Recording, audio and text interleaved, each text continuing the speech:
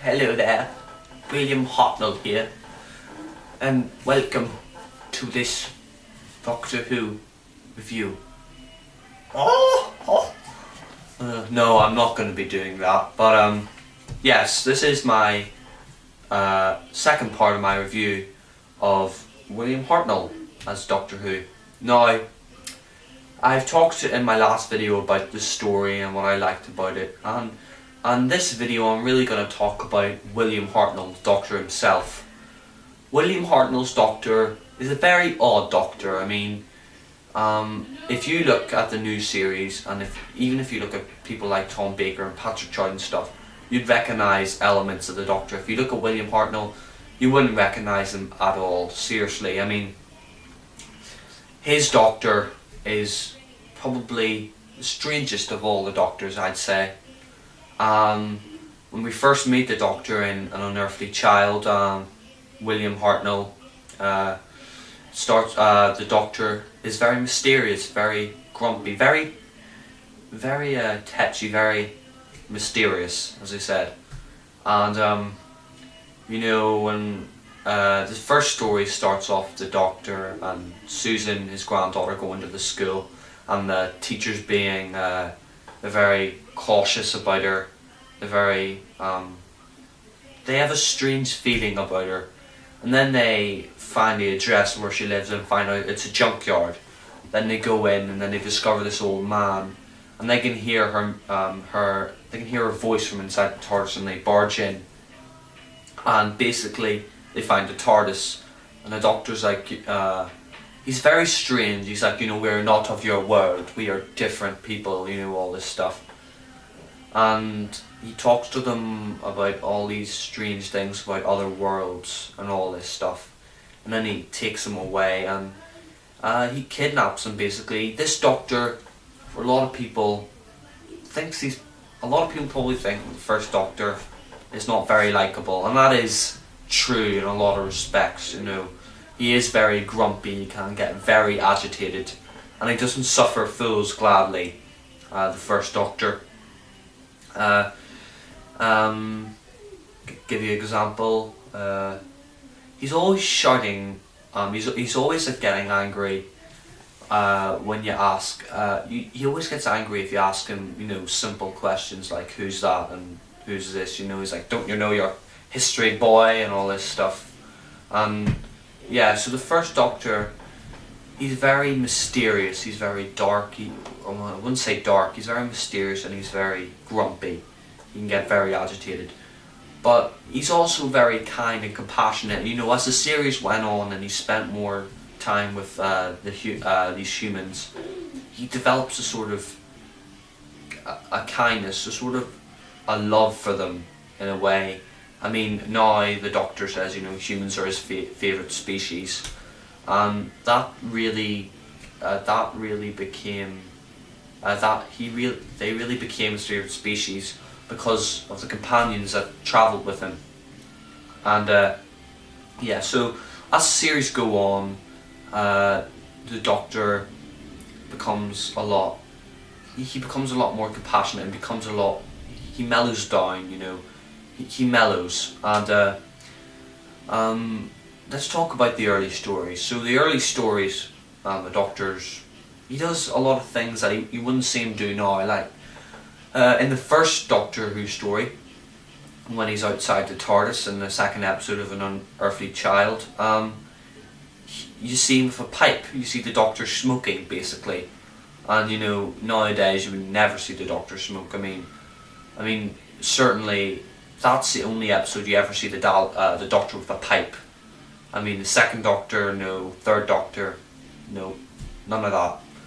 None of that at all. And yeah, so we see him with a pipe, and then he's very skeptical of Ian and Barbara. He doesn't trust them, and he starts to blame them for things that are going wrong, like in The Edge of Destruction.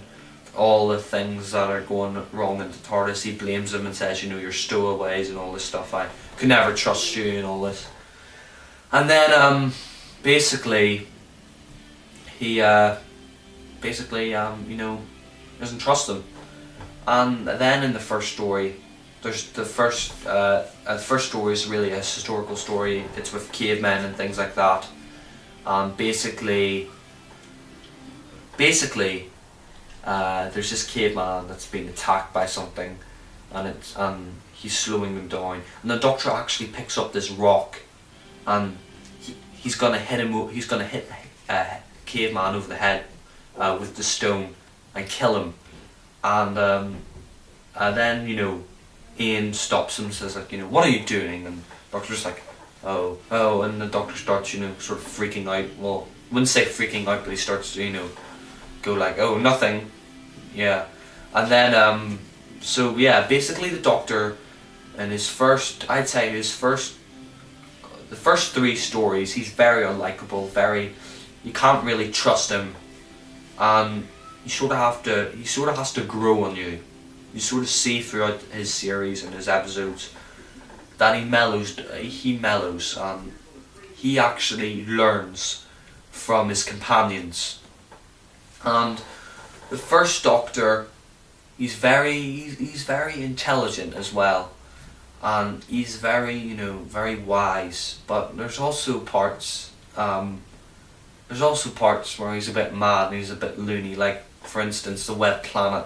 The Doctor's just laughing like an insane man through almost the whole story. He's laughing crazily, and then we have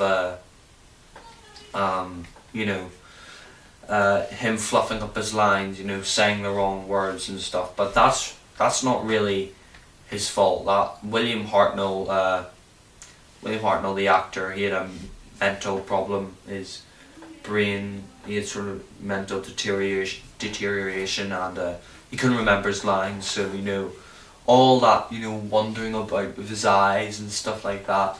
He wrote his lines on the walls and stuff like that, so when he looked about he could see his lines and all that. Now, I really want to talk about this last story that he featured in, The 10th Planet. Now, this is the last story, William Hartnell, and this one is the weirdest one, I think. It starts off, the Doctor arrives in the South Pole or something like that, I can't remember. Yeah, I think it's the South Pole, and they arrive in this base, and they're being accused of all this, and the Cybermen are coming. And then on the last episode particularly, the Doctor acts very, very weirdly. He starts saying, rest assured this old body of mine is wearing a bit thin, and he's talking about, dying and all this stuff. And then when he's released and Mondas is destroyed, he's like, it's far from being all over, and all this stuff. And his regeneration is very odd, because this Doctor, all the new Doctors, they either get shot, killed by some alien being, or they're saving the universe. The first Doctor, he just regenerated from old age. His body just completely wore out. Although it did say in the original script, I believe, that when Mondras was finally destroyed, the energy drain made him regenerate. But no. The reason why the first Doctor regenerated was because his body was just completely worn out, and you could see that because if you look at the first Doctor, he is very old. And then that's when he regenerates, and what's really weird is the TARDIS is flying by itself. You can see all the switches, and then the Doctor's locked himself in, and then he finally opens the doors and he regenerates, and that's the end of it. Now, the unfortunate thing about the 10th Planet is the last part is missing, but this year in November they're releasing the 10th Planet, and the last episode's animated, so it's going to look very, very good, I believe. And overall, I think William Hartnell's tenure as a Doctor is a very odd one, and not my favourite, to be honest. I mean, sometimes it's quite hard to hear what the characters are saying, and some of the episodes are not that great. So on my doctor's list, he's not that high, which is a shame because he's the one who started it all. But his personality is something that we should look for. Is something that we should see in the Doctor now. I mean, the Doctor now isn't very mysterious at all. I mean, we're going to find out his name sooner. Apparently, we're going to find out his name this year, which isn't very good. I mean, what will happen to Doctor Who after that? I mean, what do you call it next? When you find out his name, you know what I mean. It's really stupid. But William Hartnell's Doctor, I thought he was a good Doctor. Certainly isn't the worst Doctor. I'd say he's still a pretty good Doctor. I would recommend watching a few of his episodes to sort of get the feel of what Doctor Who was originally. So yeah, William Hartnell, great Doctor, and the one who started it all.